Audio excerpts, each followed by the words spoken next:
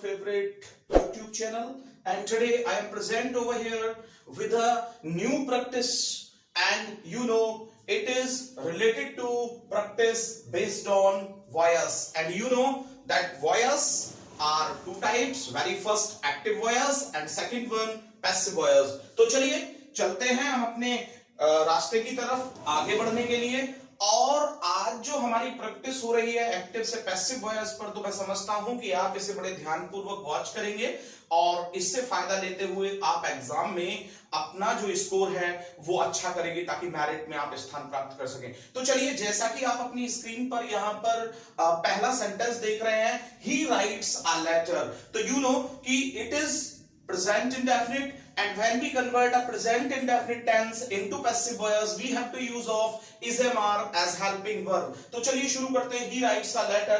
तो देखिए, जब यहाँ पर उसने कहा है कि he writes a letter, तो श्योर है कि इसके अंदर जो हमारा यहाँ पर ऑब्जेक्ट है वो है a letter। तो श्योर है कि हम यहाँ पर a letter को ऑब्जेक्ट के रूप में लेंगे। a letter is और एक्शन थर्ड written और किसके द्वारा, by he, और he को हम किस में बदल देते हैं, him में। तो a letter is written by him। तो मैं समझता हूं कि आप इस जो पहला जो आपके स्क्रीन पर यहां पर क्वेश्चन आया उसको आप अच्छे से समझ गए होंगे कि हमें पैसिव में कैसे बदलना है। देखिए, यहां पर सेकंड दिया गया है और ये एक सिंपल क्वेश्चन है जो कि प्रेजेंट इंडेफिनिट से रिलेट कर रहा है, और इसमें लिखा हुआ है कि do they not read a book और नोवेल। तो यहां पर उन्होंने कहा कि do they not read a novel, तो क्या वो एक उपन्यास नहीं पढ़ते हैं।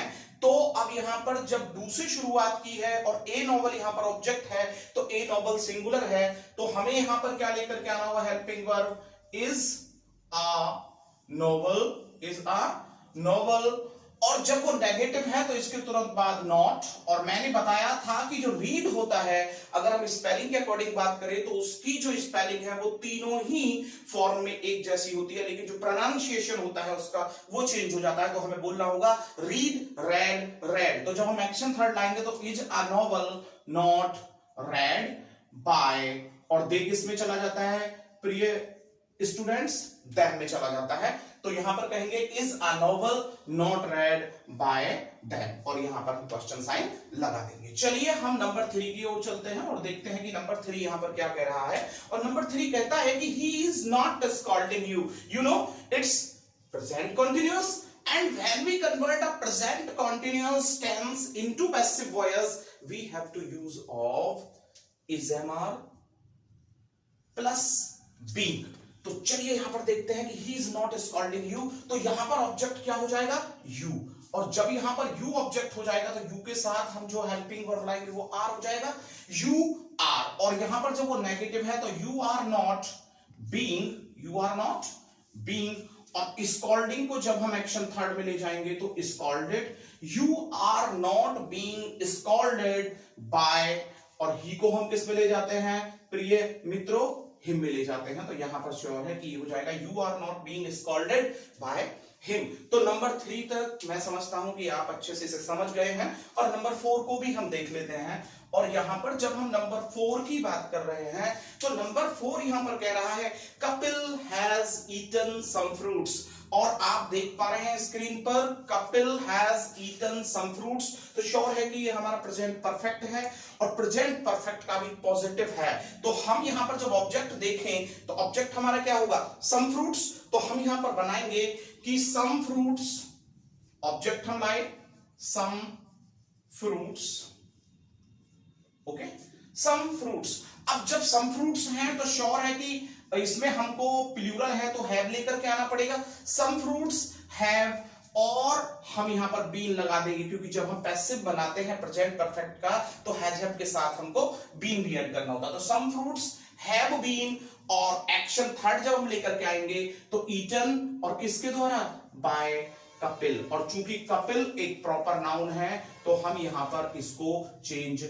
नहीं करेंगे। तो आप समझ गए होंगे, यहां पर बताया गया कि some fruits have been eaten by Kapil. तो आप बहुत अच्छे से समझ गए होंगे कि प्रेजेंट परफेक्ट को हमने अभी भी कन्वर्ट किया है पैसिव वॉइस में। नंबर 5 को देखते हैं बिना समय गवाए। और नंबर 5 की जब हम बात करते हैं तो आप स्क्रीन पर देख रहे हैं, they have not beaten your brother, they have not beaten your brother, it means in Hindi कि उन्होंने आपके भाई को नहीं पीटा है, अर्थात वे आपके भाई को नहीं पीट चुके हैं। तो श्योर है कि इसमें जब हम इसका पैसिव बनाएंगे हिंदी में तो हम कहेंगे कि आपके भाई को नहीं पीटा गया है उनके द्वारा, तो इसमें ऑब्जेक्ट हो जाता है योर ब्रदर। देखिए तो जब ये योर ब्रदर की बात हो रही है तो ब्रदर जो है वो सिंगुलर है, तो योर ब्रदर और सिंगुलर है तो हैज, योर ब्रदर हैज, और सीधी सी बात है कि नेगेटिव है तो नॉट, और यहां पर been, your brother has not been beaten, और किसके द्वारा, बाय, और किसके द्वारा नहीं पीटा गया है, आपने देखा कि स्क्रीन पर दे है,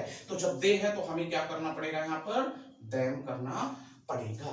तो क्लियर हो गया आपके लिए, यहां तक कोई दिक्कत नहीं है, वेरी गुड। चलिए हम नंबर 6 को देख लेते हैं। नंबर 6 यहां पर कह रहा है कि why did you not call him yesterday, यानी कि उन्होंने आपको कल क्यों नहीं बुलाया, कल उन्होंने आपको क्यों नहीं बुलाया। तो श्योर है why did you not call him yesterday, तो उन्होंने कल आपको क्यों नहीं बुलाया, उसको क्यों नहीं बुलाया।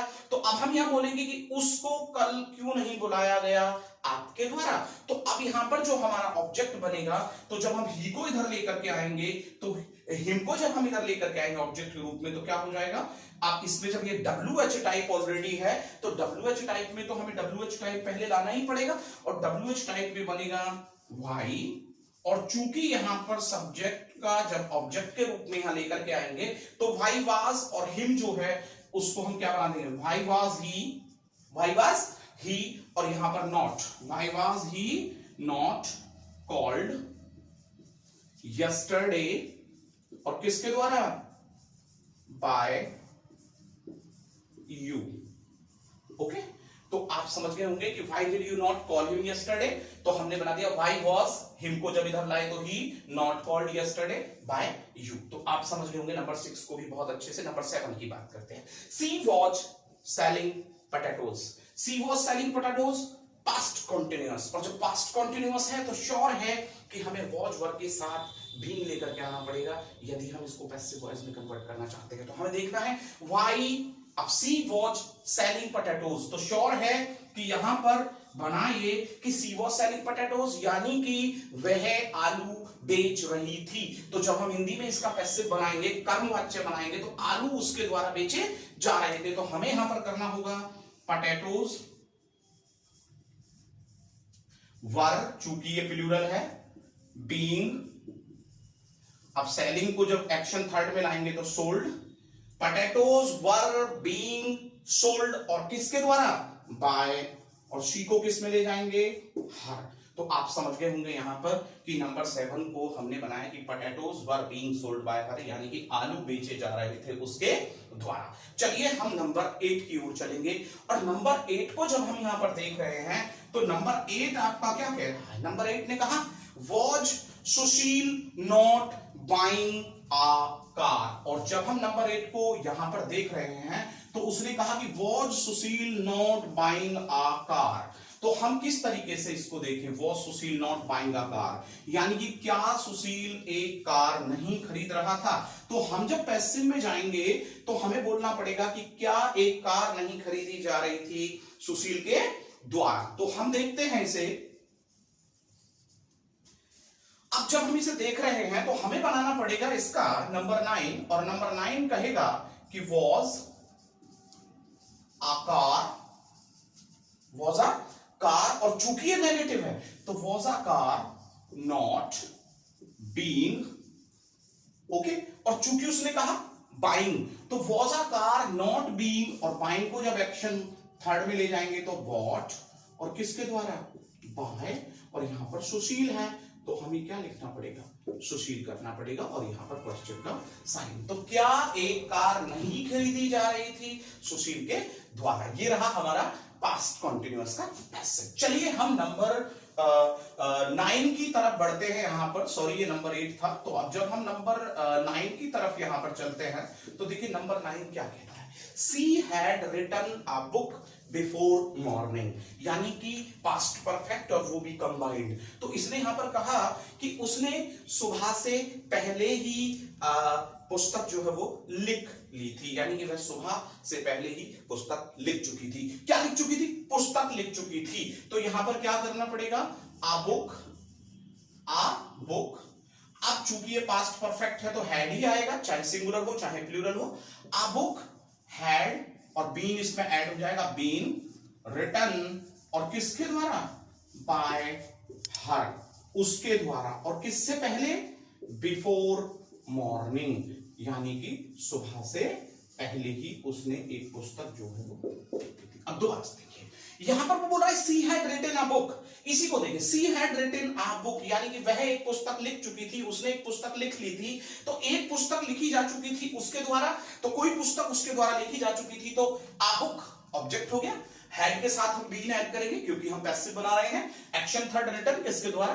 बाय और बिफोर मॉर्निंग। चलिए अब आगे बढ़ते हैं, नंबर 10 को देख लेते हैं। नंबर 10 यहां पर क्या कह रहा है? नंबर 10 यानी कि पास्ट परफेक्ट का सिंपल क्वेश्चन, और वो कह रहा है यहां पर हैड ही।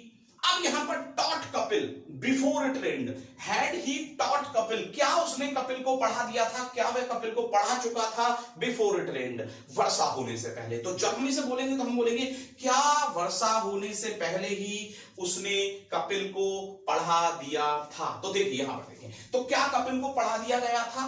तो अब जब यहां पर देखेंगे क्या कपिल को पढ़ा दिया गया था, तो हैड कपिल ये ऑब्जेक्ट हो गया। हैड कपिल, क्या कपिल को पढ़ा दिया गया था? हैड कपिल बीन, और action third taught, had Kapil been taught, किसके द्वारा? बाय हिम, उसके द्वारा। ही को हम किस में ले जाएंगे? By him. और क्या हुआ? बिफोर, इससे पहले की वर्षा होती, तो बिफोर इट, और ये पास्ट इंडेफिनिट जो का त्यू रहेगा। ठीक है, तो यहां पर क्वेश्चन सही लग जाएगा। तो शायद आप ये जो अभी हमने 10 के 10 वाक्यों पर प्रैक्टिस की है वो बहुत अच्छा लग रहा होगा आपको, और बिल्कुल रिदम से देखते रहिए।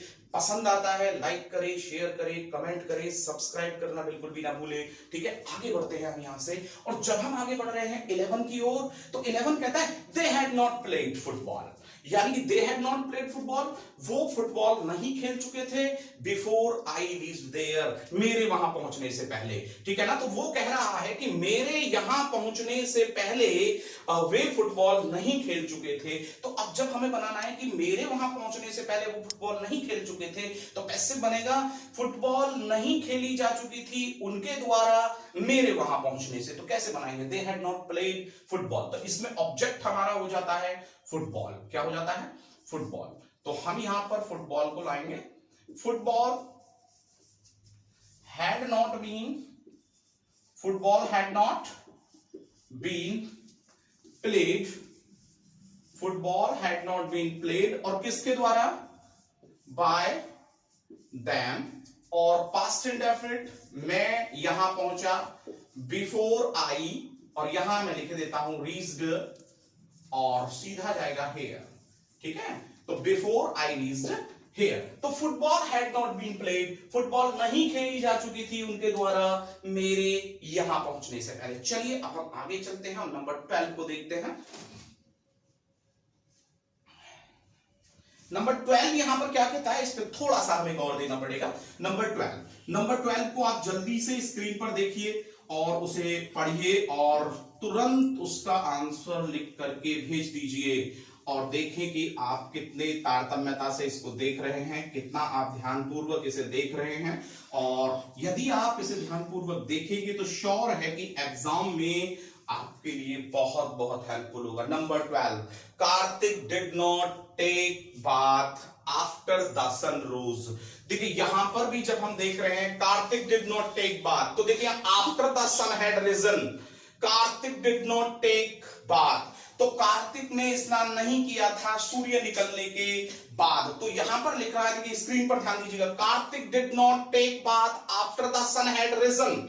ठीक है, तो अब देखिए इसे कैसे देखिए, Kartik did not take bath, तो हम श्योर है कि नंबर 12 की जब बात करेंगे तो हमें करना होगा बात, सॉरी हमें यहां पर क्या करना, स्नान नहीं किया जा चुका था कार्तिक के द्वारा, तो पास्ट इंडेफिनिट है, तो हम क्या करेंगे, bath was not taken by, bath was not taken किसके द्वारा? By Kartik, by Kartik. और क्या होता है? बिफोर उसने कहा, आफ्टर द सन रोज, तो आफ्टर, और चूंकि जब आफ्टर आता है तो बाद में पास्ट परफेक्ट होता है, तो after the sun had risen, after the sun had risen. Okay, तो ये आपको याद रखना है कि यहां पर after the sun had risen. फिर से बता दें, स्नान नहीं किया गया कार्तिक के द्वारा सूर्य निकलने के बाद। तो आप समझ गए होंगे इसे। चलिए हम नंबर 13 की ओर चलते हैं और देखते हैं कि नंबर 13 आपका क्या कह रहा है। नंबर 13 ने कहा, Neetu will scold Rama tomorrow, future indefinite. Future indefinite में भी सिंपल है, और जब ये सिंपल है तो वो बोल रहा है कि Neetu will scold Rama tomorrow, यानी कि नीतू जो है कल रमा को डांटेगी। तो जब हम फ्यूचर की बात करते हैं और उसमें भी फ्यूचर इंडेफिनिट की बात करते हैं, तो it's confirm that we have to use of will be, shall be as helping verb, then we have to use of action third, don't forget. तो चलिए यहां पर चलते हैं कि Neetu will scold Rama tomorrow, Neetu कल रमा को डांटेगी, तो रमा को कल डांटा जाएगा नीतू के द्वारा। तो हम क्या करेंगे यहां पर ऑब्जेक्ट के रूप में हम कर देंगे Rama will be scolded by Rama tomorrow, ठीक है ना। अब यहां पर देखो टुमारो, और किसके द्वारा? बाय नीतू। तो इसमें कौन डांटेगी उसको? नीतू डांटेगी। तो दोबारा से ध्यान दीजिएगा, रमा को डांटा जाएगा कल किसके द्वारा? नीतू के द्वारा। तो ये प्रेजेंट नहीं, फ्यूचर इंडेफिनिट, सिंपल, आप समझ गए होंगे। चलिए नंबर 14 की ओर चलते हो। नंबर 14 क्या कह रहा है उस पर थोड़ा सा गौर देते हैं। नंबर 14 कह रहा है यहां पर, I shall love my father. I shall love my father, again future indefinite, positive, मैं अपने पिता से प्यार करूंगा। I shall love my father, मैं अपने पिता से प्यार करूंगा। तो मेरे पिता को प्यार किया जाएगा किसके द्वारा? मेरे द्वारा। तो मेरा पिता यहाँ पर ऑब्जेक्ट के रूप में है, तो my father, और आप जानते हैं कि जब my father है तो will का प्रयोग करेंगे हम यहाँ पर, क्योंकि I V के साथ shall का प्रयोग होता है।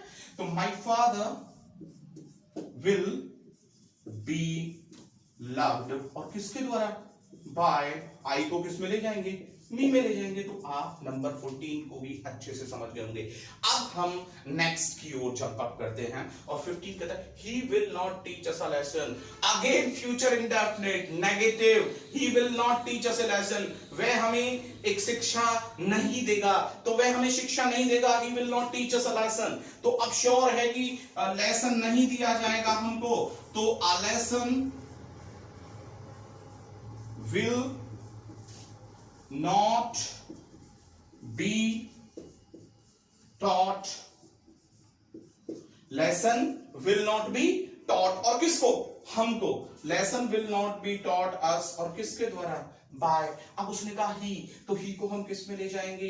ही को हम हिम में ले जाएंगे। आपको मैं एक बात और बता दूं, मैंने चेंजिंग ऑफ ऑब्जेक्ट्स बताए थे, तो आप ऑब्जेक्ट वाला चैप्टर पढ़ें, how to interchange of objects, तो आप इसे आसानी से समझ भी जाएंगे। देखिए अब मैं इसको बनाता हूं किससे? अभी तक हमने बनाया एक डायरेक्ट ऑब्जेक्ट को लेकर के, अब हम इनडायरेक्ट ऑब्जेक्ट के अकॉर्डिंग बनाते हैं। और इनडायरेक्ट ऑब्जेक्ट में जब चलेंगे तो हम कहेंगे यहां पर कि we shall not be taught, we shall not be taught a lesson, किसके द्वारा? we shall not be taught a lesson, और किसके द्वारा? by him। अब ऊपर देखिए, दोनों में अंतर देखिए, a lesson will not be taught us by him। आपको मालूम है कि हमें जब दोनों ऑब्जेक्ट दिए गए होते हैं तो सबसे पहले हमें इनडायरेक्ट लाना होता है, बाद में डायरेक्ट। लेकिन यदि आप डायरेक्ट को पहले ले आते हैं तो हमें ऑब्जेक्ट से पहले क्या लगाना होता है? टू या फॉर। तो a lesson will not be taught to us by him, क्योंकि यहां पर इनडायरेक्ट ऑब्जेक्ट बाद में है और डायरेक्ट पहले है। और नीचे we shall not be taught a lesson by him, हमें शिक्षा नहीं दी जाएगी उसके द्वारा। तो ये बिल्कुल सिंपल हो गया कि हम पहले जो लेकर के आए हैं वो यहाँ पर इनडायरेक्ट ऑब्जेक्ट है और बाद में हम यहाँ पर डायरेक्ट ऑब्जेक्ट लाए। तो समझ गए होंगे। चलिए यहां से आगे बढ़ते हैं और नंबर 16 को देखते हैं कि जो नंबर 16 है वो आपका क्या कह रहा है। तो जल्दी से आप स्क्रीन पर देखिए नंबर 16 क्या कह रहा है और उसे कन्वर्ट कीजिए अपने अकॉर्डिंग पैसिव वॉइस में और देखिए कि वो किस टेंस पर आधारित है और उसमें हम कौन सी हेल्पिंग वर्ब का प्रयोग करेंगे, क्योंकि ये तो आपको मालूम है कि जो मेन वर्ब है वो तो पैसिव वॉइस में हमेशा थर्ड के रूप में आती है, एक्शन थर्ड के ही रूप में आती है। तो जल्दी से आप इसे देखिए और हमें बताइए कि इसमें क्या होगा यहाँ पर। तो चलिए मैं आपको बता देता हूं, ठीक है। और जब हम यहां पर बात कर रहे हैं नंबर 16 की, तो we shall never tell a lie, हम कभी झूठ नहीं बोलेंगे। देखिए फ्यूचर इंडेफिनिट नेगेटिव, हम कभी भी झूठ नहीं बोलेंगे, यूज ऑफ नेवर। और यूज ऑफ नेवर है तो अब हम यहां पर क्या करेंगे, नंबर 16 को यहां पर करेंगे, झूठ नहीं बोला जाएगा। लाई, उसने कहा will she never tell a lie.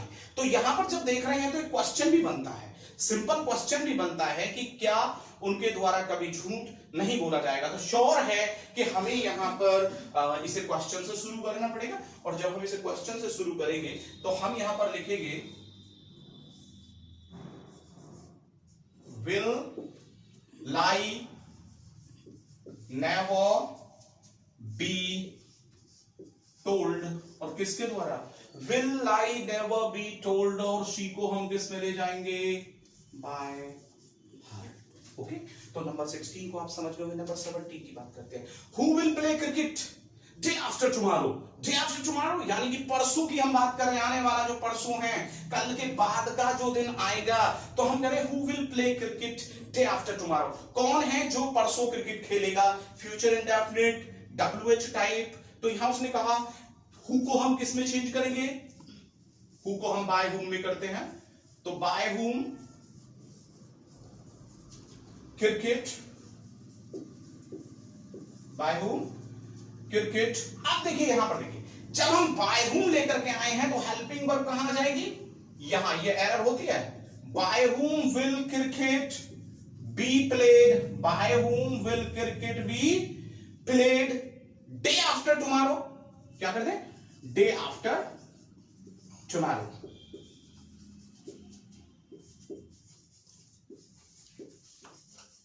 Okay, यानी कि किसके द्वारा क्रिकेट खेला जाएगा और कब, परसों। तो परसों क्रिकेट किसके द्वारा खेला जाएगा। चलिए हम नंबर 18 की बात करते हैं और देखते हैं कि नंबर 18 आपका क्या कह रहा है। इंडिया ग्रोज व्हीट, आपको देखना है, इंडिया ग्रोज व्हीट यानी कि जो भारत है वहां गेहूं उगाया जाता है, भारत गेहूं उगाता है। तो चलिए हम देख ले कि इंडिया ग्रोज व्हीट, और देखिए इस प्रकार के जो वाक्य हैं वो बड़े स्पेशल से हो जाते हैं, ठीक है। इंडिया ग्रोज व्हीट, भारत गेहूं उगाता है, तो हम इसको चूका त्यों ना रख करके क्या करेंगे, गेहूं उगाया जाता है, तो प्रेजेंट इंडेफिनिट है, wheat singular, wheat is grown, और देखिए एरर क्या बनती है, by India, wheat is grown by India.